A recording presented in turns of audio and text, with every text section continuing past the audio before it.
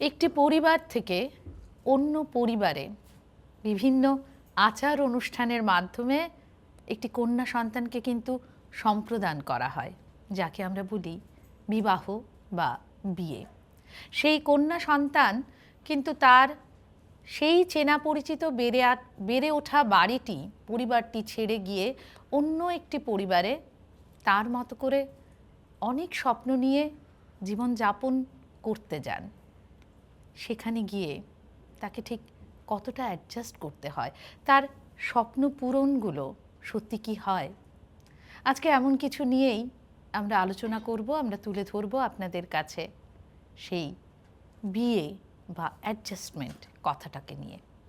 কতটা অ্যাডজাস্টমেন্ট করলে বা না করলে আমাদের জীবনটা যুদ্ধে পরিণত হবে না বা হবে। নমস্কার দর্শক বন্ধুরা, আমি পারমিতা, নিউজ লাইভ বাংলা নিবেদিত জীবন যোদ্ধার আরও একটি পর্বে আপনাদের সকলকে স্বাগত জানাচ্ছি। প্রতি পর্বের মতো আজকেও আমাদের সঙ্গে রয়েছেন একজন বিশেষ অতিথি। তার সঙ্গে পরিচয় করিয়ে দিচ্ছি। আমাদের সঙ্গে আজকে রয়েছেন শ্রীমতী কৃষ্ণা দাস দাম। নমস্কার দিদি। নমস্কার।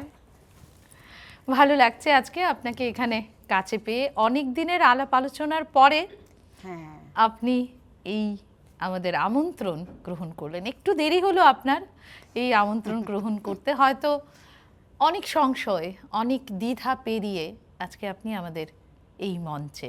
কেমন লাগছে আপনার? খুব ভালো লাগছে। প্রথমে যখন পেয়েছিলাম তখন অনেক চিন্তা করেছি, এভাবে সব কিছু যুদ্ধ তো জীবন মানেই যুদ্ধ। মানে জীবনের সত্যিটাকে কি আদৌ এভাবে তুলে ধরা যায়? কি যায় না। ভেতরে অনেক সংশয়, অনেক প্রশ্ন, অনেক উত্তর খুঁজে পাওয়ার চেষ্টা করি। শেষ পর্যন্ত আমি মানে আপনাদের ইভেন ফোনটা ধরতেও আমি অনেক চিন্তা করেছি, ধরবো কি ধরবো না।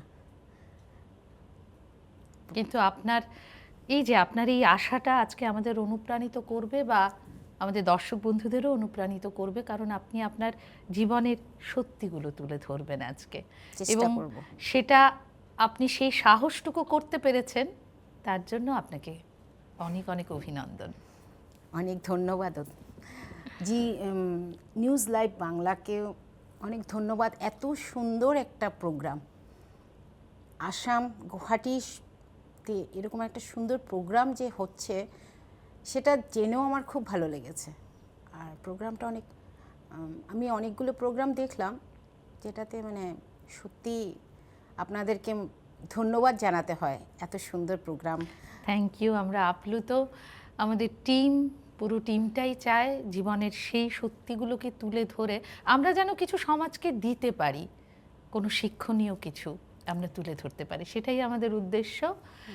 দিদি, একটু ফিরবো আপনার জীবনে, একটু শুরু থেকে যদি আমরা জানতে পারি, আপনার বেড়ে ওঠা, আপনার ছেলেবেলা, আপনার পারিপার্শ্বিক সব কিছু যদি একটু খানিকটা আমাদের সঙ্গে শেয়ার করেন। আমার বেড়ে ওঠা ছেলেবেলাটা অনেক ভালোই। আমি বড় হয়েছি নাগাল্যান্ডের ডিমাপুর শহরে। আমার বাবা এক্স আর্মি ম্যান ছিলেন ওখানে। আমরা অ্যাকচুয়ালি কলকাতার ছিলাম। বাবার ভলেন্টারি রিটায়ারমেন্ট নিয়ে উনি ফিরে যাওয়ার কথা ছিলেন। তো একজন আর্মি পার্সন হিসেবে তো নিশ্চয়ই মানে কড়া শাসন ছিল বাড়িতে। খুব মানে আমার বাবা খুব এই ব্যাপারে খুব সবাই রেনাউন্ড ছিলেন। মানে আমার বাবা খুব ডিসিপ্লিনড একটা লাইফ, প্রচণ্ড ডিসিপ্লিন, প্রচণ্ড। আমরা সবসময় দেখতাম মানে ইভেন পারলে ঘরের পড়া, তখনকার দিনে বেশিরভাগ লুঙ্গি পরতেন, লুঙ্গিটা পর্যন্ত ইস্ত্রি করা থাকতো। বাবা অফিস থেকে আসার আগে চটিটা কোথায় থাকবে, এভরিথিং ওয়াজ বিং রেডি। মাও তার সাথে সবকিছু থাকতে হবে। আর বাবার মা মানে শুনেছি, মানে দেখেছি আর কি, রাশি অনুযায়ী তাদের নেচারও ছিল। বাবা ছিলেন সিংহ রাশি, মা ছিলেন মেষ রাশি। বাবা প্রচণ্ড শক্তপোক্ত, মানে একজন আর্মি পার্সোনাল যেরকম হয়। মৃত্যুর আগ পর্যন্ত আমি বাবার শরীরে এক বিন্দু মানে দেখিনি, এক্সট্রা ফ্যাট দেখিনি। প্রচণ্ড লম্বা সুন্দর ফিগারওয়ালা। মা ঠিক পুতুলের মতো। মা প্রচণ্ড অ্যাডজাস্টিং। মা তো এর ছোটবেলা ভিতরে থেকে ছোটবেলায় আপনি অ্যাডজাস্টমেন্ট প্রচুর দেখেছেন। অ্যাডজাস্টমেন্টটা প্রচণ্ড দেখেছি, ওভাবেই বড় হতে হয়, ডিসিপ্লিনে বড় হতে হয়। হ্যাঁ, ওই হিসাবে ছিলাম। বাবা রাগী ছিলেন, তার জন্য অনেক কিছু নিজের ইচ্ছা মতো করেই যে সব কিছু করে ফেলবো, কোনো সেটা হয়ে ওঠেনি। অনেক কিছুতে রেস্ট্রিকশন ছিল। কোনো বন্ধুদের বিয়েতে যেতে হলে বাবার পারমিশনটা দরকার ছিল। পারমিশন তো বাদ দিন, মাকে মানে স্ট্রিক্টলি এ করা ছিল। আমি যখন বড় হয়ে উঠলাম, তো কোনো বিয়েতে তোমার নেমন্তন্ন থাকলেই তাহলে কৃষ্ণা যেতে পারবে, মানে এটা এভাবেই বড় হয়েছি আমরা। মানে খুব বেশি ব্যারিকেডের আচ্ছা দিদি, আপনি বিবাহ সূত্রে আবদ্ধ হলেন এবং সেটা হচ্ছে আপনার বাবার ইচ্ছেতেই আপনি রাজি হলেন এবং আপনার আস্থা ছিল সেই বিশ্বাসে। কিন্তু কোথাও আপনি বিবাহ পরবর্তী জীবনে বুঝতে পারলেন যে আপনি ভালো নেই। সেই বোধটা আপনি ভালো নেই, সেটা আপনি কখন টের পেলেন? মনে হয় প্রথম দিন থেকে টের পেয়েছি, কিন্তু সব থেকে বেশি টের পেয়েছি যখন আমার প্রথম মিসক্যারেজ হলো এবং আমি আমার স্বামীর কাছ থেকে যে ব্যবহার একটা পেতে হয়, একটা এক্সপেকটেশন থাকে একটা স্ত্রীর, সেটা পেলাম না।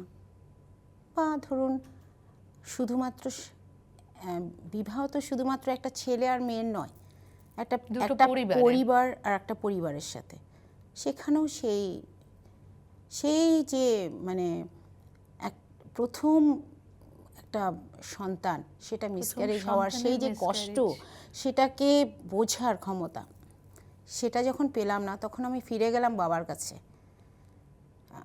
ফিরে গেলাম মানে আমি গেলাম, আমার তখন শারীরিকভাবে অনেক কষ্ট, মানে অনেক কিছু হচ্ছিল, এবং গিয়ে আমি বাবাকে বললাম। কোনো মাত্র সহমর্মিতা আপনি পেলেন না আপনার স্বামীর থেকে? না, এই এটা একটা কারণ অদ্ভুত, এটা একটা খুব ডেলিকেট পয়েন্ট নারীদের ক্ষেত্রে।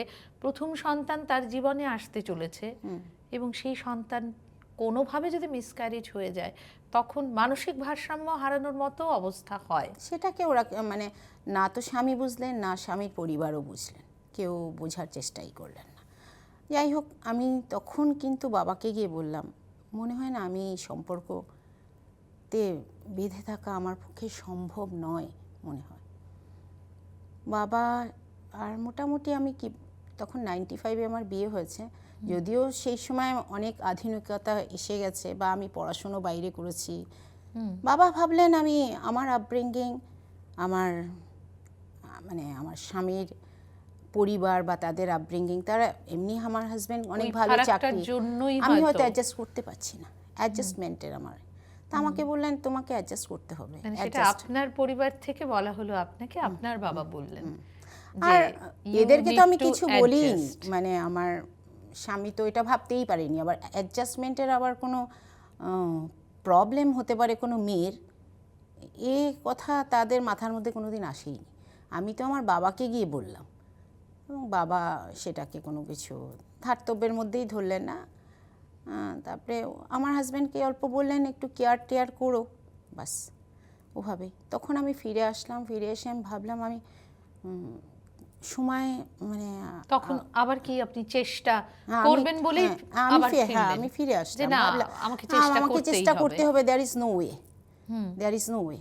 তো আমি তখন আমার হাজব্যান্ড তখন পোস্টিং ছিলেন ডিফুতে, তো আমি বিএড পড়তে ভর্তি হয়ে গেলাম। ভাবলাম পড়াশুনো নিয়ে, এমনিও আমি পড়াশুনো ভালোবাসতাম, তো পড়াশুনো নিয়ে থাকি, তো সুন্দরভাবে দিনটা চলে যাবে। দ্বিতীয় সন্তানের কথা কি তখন দ্বিতীয় সন্তানের জন্য না, ডক্টর অনেক রেস্ট্রিকশন দিয়েছিলেন, তো অতদিন পর্যন্ত সন্তানের কথা ভাববো না, তো ওইভাবে করে যতদিন রেস্ট্রিকশন দিয়েছিলেন ওইভাবে নিয়ে সেকেন্ড ইস্যুর সময় আমরা তখন চিন্তা করলাম। তখন হাজব্যান্ড মানে উনি আমাকে কোঅপারেটই করেছেন, মানে আনতে হয়, এটা কিছুটা মেকানিক্যালি বলা যেতে পারে, একটা সন্তান আসা দরকার। তো এইভাবে আমার সেকেন্ড ইস্যুটা হয়, যে আমার এখনকার যে আমার ছেলে। কিন্তু আমাদের দিদি, আমরা শুনবো আপনার কথা, এই যুদ্ধগুলো নিয়ে আমরা আরও গভীরভাবে জানবো এবং দর্শকদের পৌঁছাবো। কিন্তু আমরা এবারে সরাসরি চলে যাব কৃষ্ণাদির কাছে। দিদি, আপনি বলছিলেন। আমি বলছিলাম পরে মানে সেকেন্ড ইস্যুটার থেকে। সেকেন্ড ইস্যু আমার ছেলে হলো। জানা কথা মানে ছেলে হওয়ার পর আমাদের সমাজ ছেলেকে খুব বড় করে ওয়েলকাম করে। আমিও ভাবলাম ছেলে বলে নয়, সন্তান এসছে তো আমি খুব খুশি হব। কিন্তু আমার লাইফের খুশি তো আর আসলো না, জীবনটা ওরকমই চলতে থাকলো। এভাবে চলতে চলতে ছেলের এডুকেশন, তারপরে পারিবারিক যে সুস্থতা সেটাও আসছে না। তো এই করতে করতে তখন আমি গৌহাটি চলে আসার সিদ্ধান্ত নিই। আমার স্বামী ব্যাংকে চাকরি করতেন, ইচ্ছা করলে উনি পোস্টিং নিতেও পারতেন, কিন্তু ওনার সেই ইচ্ছাটাও ছিল না। তো সেইভাবে, আর সেই সময় আমার বাবাও আমাকে কিছুটা সাপোর্ট করে, উনি হয়তো বুঝতে পারেন ওনার ভুল। তো সেইভাবে আমি চলে আসি। এখানে আমার এক বোন আছে, এদের সমস্ত কিছু মানে এইভাবে আমি এখানে আসি। ছেলে আমার ডন বস্কোতে অ্যাডমিশন পেল ক্লাস 3-তে। এবং তখন আপনি যেহেতু একজন উচ্চ শিক্ষিতা মহিলা, আপনি মানে আমাকে নিজের ডন পায়ে বস্কো, দাঁড়ানোর জন্য আমি কি চেষ্টা অলরেডি করলেন? মাস্টার ডিগ্রি হোল্ডার ইংলিশে, বিএড পড়াশোনা করেছি নাগাল্যান্ডে। ইংরাজি অনেকটা অলমোস্ট আমার মাদার টাঙের মতো। আমি অফারও পেলাম, কিন্তু ছেলের কথা চিন্তা করে, কারণ কি আমি এখানে একাই ওকে মানুষ করতে হবে।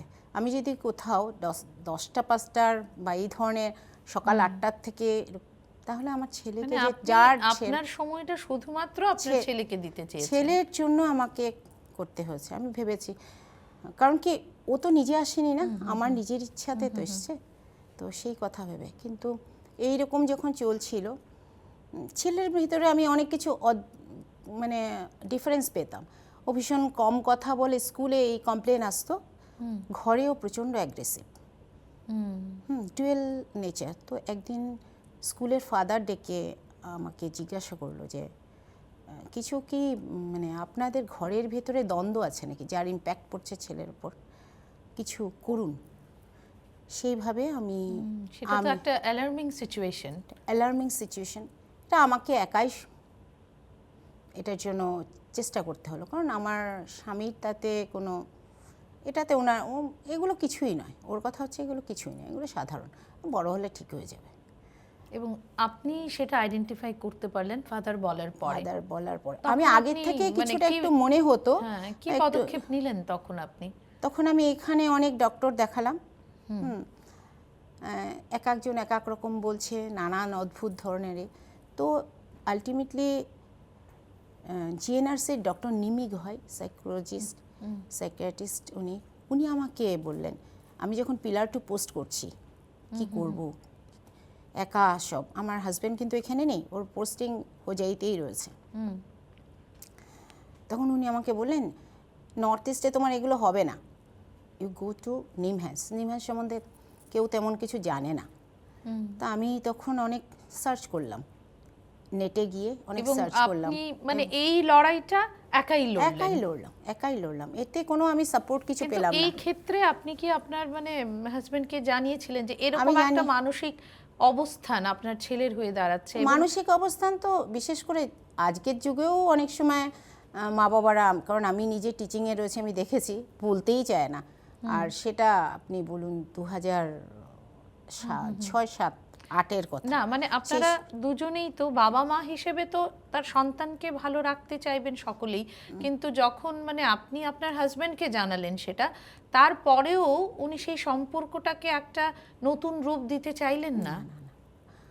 আমি তারপরে ডক্টরের সাথে কনসাল্ট করে, নিমহ্যান্সের ডক্টরের সাথে কনসাল্ট করে, অলমোস্ট উনাকে ধরলক্ষণ হয়ে উনি আমার সাথে গেলেন আর কি ওখানে যাওয়ার পর অনেক ট্রিটমেন্ট হলো, অনেক কিছু হলো। ট্রিটমেন্ট বলতে তো কিছু না, ওর তো এটা তখন বেরোলো আর কি, যে this is because of our family ইস্যুর জন্য ওর ভেতরে এগুলো, এই প্রবলেমগুলো ডেভেলপ করেছে। ডক্টর আমাদেরকে ডাইরেক্ট বললো, এক একজনে এক এক রকম থাকে, ওর ভেতরে আইকিউ লেভেলটা অনেক বেশি high, so he could understand, he could sense everything. আর ওভার সেনসিটিভ হয়, ওভার সেনসিটিভ হয়, তো এইগুলোতেই এইসব প্রবলেম হচ্ছে।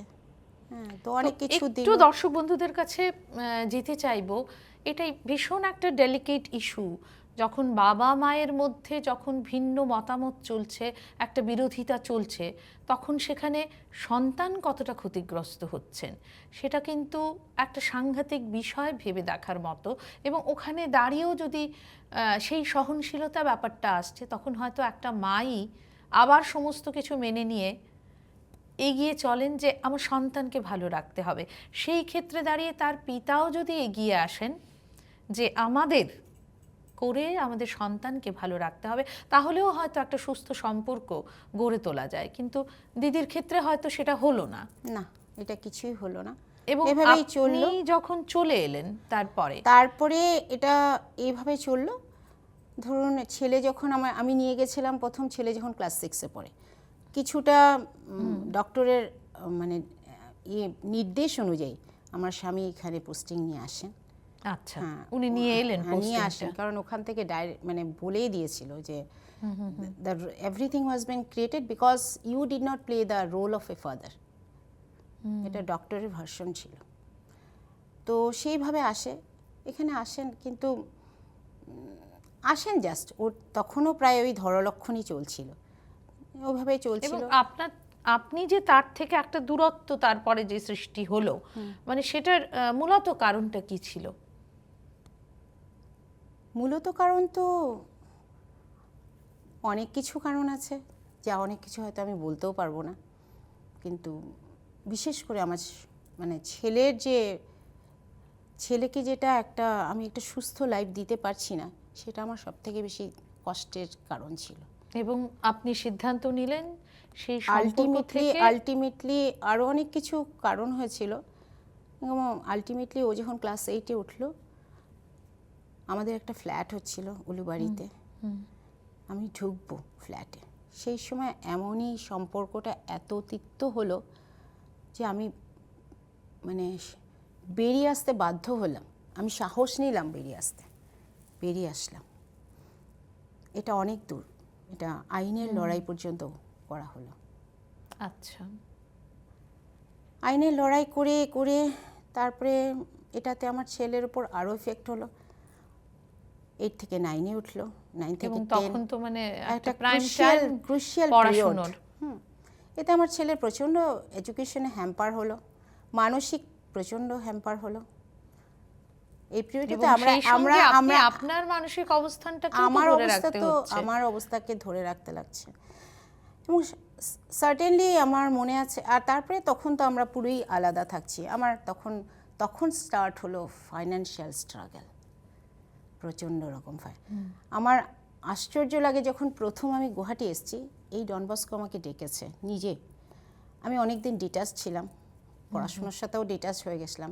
নিজে ভাবিনি যে once upon a time I was a very renowned English teacher. আমি যেখানে যেখানে আমার স্বামী পোস্টিং হতো, ওখানে গিয়ে আমি কোনো কলেজে বা স্কুলে ঢুকে যেতাম। এই গ্যাপে আমাকে যে নিজেকে হারিয়ে নেওয়া না, তো তখন আমার ফাইন্যান্সিয়াল কন্ডিশনের জন্য আমার দরকার চাকরি। আমি চাকরিতে ইন্টারভিউ দেওয়া শুরু করলাম। ইনিশিয়াল স্টেজে আমি তো কখনো ভাবিনি যে আমি আবার ইন্টারভিউ ক্র্যাক করতে পারবো না। আমি বেশ কয়েকটা ইন্টারভিউ মানে সেই রিজেকশনটা কতদিন চললো? ধরুন 6-7 মাস। তখন আমি ভাবতে থাকলাম, আমি তখন বুঝতে পারলাম যে আমার রিজেকশনের কারণটা আমি নিজেই, লুফলসগুলো বের করতে শুরু করলেন। তারপরে হয়ে গেল, আমি চাকরি পেলাম, আস্তে আস্তে চাকরি পেলাম, কিছুটা ফাইন্যান্সিয়ালি স্টেবিলিটি আসলো। আমরা শুনবো দিদি আবার আপনার পরবর্তী স্ট্রাগলের কথাগুলো। দিদি, শুনছিলাম আপনার এই সমস্ত যুদ্ধের কাহিনী। তো এই সমস্ত সংঘর্ষের পরে আপনি একটা চাকরি খুঁজে নিলেন, এবং তারপর পরিণতি হিসেবে আপনি মানে কি সেটাকে বলবেন? চাকরি পাওয়ার পর থেকে আমি কিছুটা মানে ফাইন্যান্সিয়ালি যে স্ট্রাগলটার থেকে কিছুটা হলেও আমি স্থিতি পেলাম।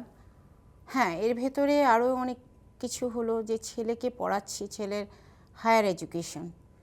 এই সময় একটা মিউচুয়াল আন্ডারস্ট্যান্ডিংয়ে আসলাম আমরা দুজনে, আমি আর আমার হাজব্যান্ডে, যেটা আমাদের লিগ্যাল কোর্টে যে ফাইটটা হচ্ছিল, আমরা ডিসিশন নিলাম ছেলে আমাদের দুজনেরই থাকবে, আমরা দুজন মানে আলাদা আলাদা থাকবেন। থাকবো। সেভাবেই আমরা এখন আছি। হুম। আর আজ আমার এইটুকু সাকসেস আমি বলবো, আমি জয়ী এইভাবে বলবো যে আমি চেয়েছিলাম আমার একটা নিজস্ব কিছু একটা অর্গানাইজেশন আমি নিজে খুলি। সেটা আমি 2022-এ খুলতে পেরেছি এবং সেটা এভরি ইয়ার এটার গ্রোথ হচ্ছে। এবং সেটা অনেক কি? সেটা একটা কোচিং সেন্টার, যেটা নাম বাহ। চেক স্মার্ট স্টাডি প্লাজা, যেটা আমার আচ্ছা। কাহালিপাড়াতে আছে। সেখানে ইভেন আমি 1 বছর পরে আমি ওখানে নিটও ক্র্যাক করিয়েছি। বাহ। আমার টিম অফ টিচার্স খুব ভালো, এভাবে করেছি। আর তো তার আপনার সাথে একটা ইচ্ছে পূরণ হ্যাঁ, সেটা। আমার এটা ইচ্ছা পূরণ।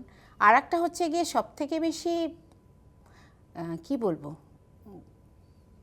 ভগবানকে ধন্যবাদ জানাবো না কি বলবো, আমার ছেলে যাকে নিয়ে আমি এত স্ট্রাগল করলাম, যাকে নিয়ে আমি নিমহ্যান্স পর্যন্ত নিয়ে গেছি। এবং আপনাকে আমি বলি, ইভেন ফ্রম ফ্যামিলি সাইড থেকেও অনেক সময় এরকমও শুনেছি, যখন আমি নিমহ্যান্স নিয়ে গেছি, না নিলে আজ এই সুস্থ ছেলে আমার হতো না। হ্যাঁ, তো তখন এটাও বলেছে আমাকে, তুই এটা নিয়ে যাচ্ছিস, বলিস না কিন্তু সবাইকে, বিয়ে হতে অসুবিধা হবে। এগুলো তো আমাদের সোশ্যাল একটা স্টিগমা, হ্যাঁ, স্টিগমা গুলো হ্যাঁ, থাকে। তো এরকম তো ছিল। সেই ছেলে আজ আমার সাইকোলজিরই পিএইচডি করছে। বাহ, খুব খুব দারুণ একটা খবর। এবং সেখানেই বোধহয় মা হিসেবে আপনি জয়ী। হ্যাঁ, আমি এখানে জয়ী। একদম। দিদি, আমরা একদম শেষ পর্বে চলে এসেছি। একটা খেলা আছে, র্যাপিড ফায়ার, যেটা তো একটু সেই প্রশ্নগুলো আপনার কাছে তুলে ধরতে চাইব। ঠিক আছে, দেখা যাক কি প্রশ্ন আছে আপনার জন্য, যাতে করে আপনাকে আরও একটু গভীরভাবে আমরা জানতে পারি। আপনার থেকে জানতে চাইব আপনার কাছে বিবাহ। প্রচণ্ড সম্মান, যেখানে মিউচুয়াল সম্মান আছে, সেটাই হচ্ছে কি বিবাহ। সম্মান আর ভালোবাসা, সেটার অভাব, বিবাহ একদম শেষ। একদম, খুব ঠিক কথা। সম্পর্ক তাই, মিউচুয়াল আন্ডারস্ট্যান্ডিং, মিউচুয়াল রেসপেক্ট। সন্তান, that's the gift of God, were both, এখানে তো আমি বলবো ইয়েস, প্যারেন্টস অ্যান্ড চাইল্ড, যাদের দুজনের ভেতরে এমন সম্পর্ক হতে হয় যে আমার রিফ্লেকশন হবে। আমি তো কখনো কখনো বলি হিউম্যান বিং অ্যাকচুয়ালি ইমমর্টাল নয়, মর্টাল নয়, দে আর ইমমর্টাল, কারণ আমার জিনটাই তো ক্যারি করছে। ক্যারি করে নিয়ে যাচ্ছে, খুব সত্যি কথা। এবারে দিদি, যেতে যেতে আপনার থেকে 2-4টে লাইন শুনতে চাইবো, যেটা আপনাকেও খুব ইন্সপায়ার করে। হ্যাঁ, আমি কবিতা পড়তে ভালোবাসি, ইভেন বাংলাও জানি আমি। তবে এখন আমি রবার্ট ফ্রস্টের একটা কবিতার লাস্ট 4টে লাইন, যেটা আমাকে খুব ভালো লাগে, এটা আমাকে ইন্সপায়ারও করে। প্রবাবলি একটু দেখে নিচ্ছি, ওই আমার ভাবনাতেও যে লাইনটা আসছে এখন সেটাই কিনা। পড়ুন আপনি। The woods are lovely, dark and deep, but I have promises to keep, and miles to go before I sleep, and miles to go before I sleep. Yes, I have lots of promise which I need to keep.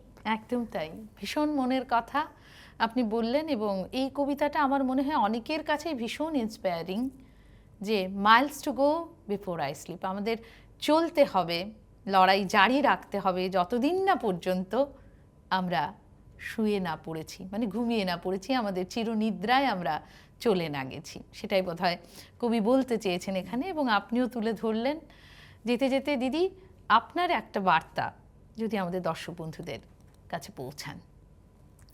আমি এটাই বলবো, যেটা আমি আমার জীবন দিয়ে শিখেছি, বিয়ে বলতে শুধুমাত্র দুটো ছেলে আর মেয়ের বন্ধন নয়, এটা দুটো পরিবারের বন্ধন। এবং এটা করার আগে অনেক সিদ্ধান্ত নেওয়ার আগে অনেক কিছু চিন্তা ভাবনা করে নিতে হয়, ইভেন মা বাবাকেও অনেক চিন্তা করতে হয়। আর সন্তান, বিশেষ করে ইভেন আফটার বিয়ে, সন্তানটা আনার আগে অনেক চিন্তা করতে হয়। যদি সন্তানকে আমি as a parent, not only mother, ওই কেয়ারটা দিতে না পারি, তাহলে চিন্তাই করতে নেই। সন্তান আনার কথা চিন্তাই করতে নেই। রেসপন্সিবিলিটি নিতে পারবো না, সন্তান কেন আনবো? উভয়েরই দায়িত্ব সেটা। উভয়েরই দায়িত্ব। একদম তাই। দিদি, আপনার জন্য অনেক শুভেচ্ছা রইল। আপনি এতটা সময় দিলেন আমাদেরকে, তার জন্য অনেক ধন্যবাদ। খুব ভালো থাকবেন আপনি, আপনার আগামী পথের জন্য রইল অনেক শুভেচ্ছা। আজকের মতো বন্ধুরা বিদায় নেব আমরা। আমাদের সময় ফুরিয়ে এসছে, কিন্তু অবশ্যই আবার দেখা হবে খুব শিগগিরই জীবন যোদ্ধার আবারও পরবর্তী পর্বে। ততক্ষণ খুব ভালো থাকবেন সকলে। নমস্কার।